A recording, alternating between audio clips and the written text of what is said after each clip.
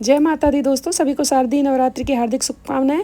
शारदीय नवरात्रि का आरंभ 2 अक्टूबर को रात 11:13 से होगा, परंतु उदया तिथि के अनुसार स्थापना 3 अक्टूबर को ही हम सभी करेंगे। 3 अक्टूबर को 1:19 तक शारदीय नवरात्रि रहेगी। कलश स्थापना का शुभ मुहूर्त 3 अक्टूबर को प्रातः 6:07 से सुबह 9:30 तक होगा और अभिजीत मुहूर्त में कलश स्थापना प्रातः 11:37 से 12:23 तक होगा। तो दोस्तों इस दिन हम लोग जो है प्रातःकाल स्नान करने के बाद घर की साफ़ सफाई एक दिन पहले ही कर लें, और अगर बहुत जल्दी उठ जाते हैं तो सुबह ही घर की साफ सफाई धुलाई करने के पश्चात प्रातःकाल माता रानी की प्रतिमा अगर आपके पास है, पीतल की या चांदी की मूर्ति है, तो आप उसे स्नान कराएं। और अगर नहीं है, आप कैलेंडर या की पूजा कर रहे हैं, तो आप उन्हें भी जल से आचमन कर सकते हैं। उनको जल छिड़क कर स्नान तो पूरी तरह से नहीं कर सकते, लेकिन जल छिड़क के उनका आचमन कर सकते हैं। और अगर आपके पास धातु की मूर्ति है तो आप उसे दूध, दही और गंगा जल, शहद आदि से पंचामृत से स्नान कराएं माता रानी को। और उसके बाद अंत में गंगा जल और जल से स्नान कराने के बाद उन्हें नए वस्त्र लेकर आएँ और उन्हें अपने हाथों से वस्त्र सिलें, या फिर आप बाजार से वस्त्र ला सकते हैं। दोस्तों जो सामान में आप लकड़ी की चौकी लेकर आए ना, उस लकड़ी की चौकी के नीचे आप स्वास्तिक बना लें रोली और हल्दी से या फिर चावल से। और उसके बाद आप जो है उस पर लाल कपड़ा बिछाकर माता रानी को नए वस्त्र पहनाएं और उन्हें वहाँ पे बिठा दें।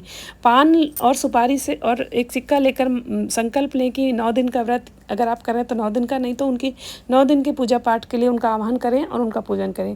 दोस्तों कलश स्थापना का विशेष महत्व है, तो आप जो है उस जगह पे स्वास्तिक बना लें जहाँ पर आप कलश की स्थापना कर रहे हैं। और उसके बाद वहाँ पर आप शुद्ध मिट्टी लेकर और उसमें गंगा जल छिड़क कर और फिर जल डाल के और जवारे डाल दें, और जिससे कि वो जवारे कहते हैं अन्नपूर्णा माता जो है माँ अन्न धन के भंडार भरती हैं, तो जवारे हम बोते हैं और हम माता से प्रार्थना करते हैं कि वो हमारे घर में अन्न और धन की कमी ना करें। तो इस तरह से हम जवारे बोते हैं और उसके ऊपर कलश में वरुण देवता का आह्वान करते हैं। गंगा जल आदि उसमें डाल के, गंगा जल, लौंग, सुपारी, हल्दी, सिक्का, रोली आदि डाल के आम के पल्लव लगाकर उसके ऊपर एक नारियल जो हम लेकर आए थे सामान में, मैंने आपको बताया, वीडियो डाली है मैंने, तो उस नारियल में चुनरी लपेट कर उसको उसका मुंह अपनी तरफ रख के तब हम पाठ करते हैं सप्तशती का। और उसके बाद जो हम एक और मिट्टी का सकोरा लेते हैं या फिर हवन कुंड है, तो उसमें जो है हम स्वास्तिक बनाते हैं।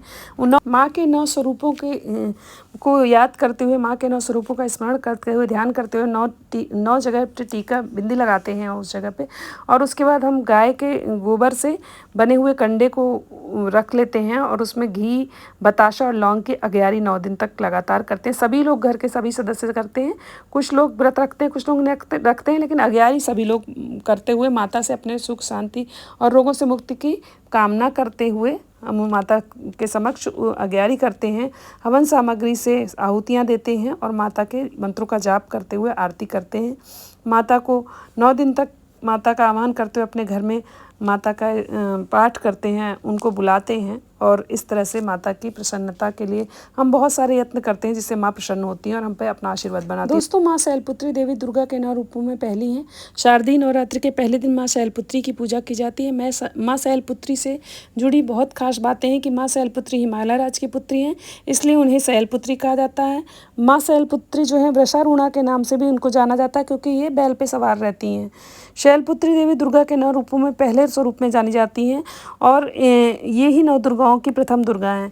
माँ शैलपुत्री का मंत्र है वंदे वांछित लाभाय चंद्रार्थ कृतशेखराम वृषारूढ़ा शूलधाराम शैलपुत्रीम यशस्विनीम। तो माता शैलपुत्री की कृपा से हम सभी के जीवन में रोग संकट दूर होते हैं और संतान का सुख मिलता है। प्रकृति की देवी हैं ये माता, ये हम सब पर कृपा करती हैं और हम सबको के जीवन में प्रकृति की शुभकामनाएं देती हैं। प्रतिपदा के दिन इनका पूजन जब किया जाता है, मूलाधार में ध्यान करके इनके मंत्र का जाप करते हैं।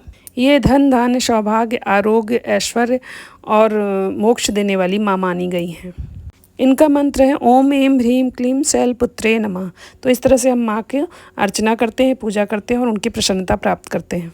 तो दोस्तों इस सरलतम विधि से आप शुभ मुहूर्त में माता की कलश स्थापना, चौकी स्थापना कर सकते हैं। 9 दिन तक माता की पूजा अर्चना करके उन्हें प्रसन्न कर सकते हैं, अपना आशीर्वाद प्राप्त कर सकते हैं। तो ये मेरी छोटी सी जानकारी थी दोस्तों।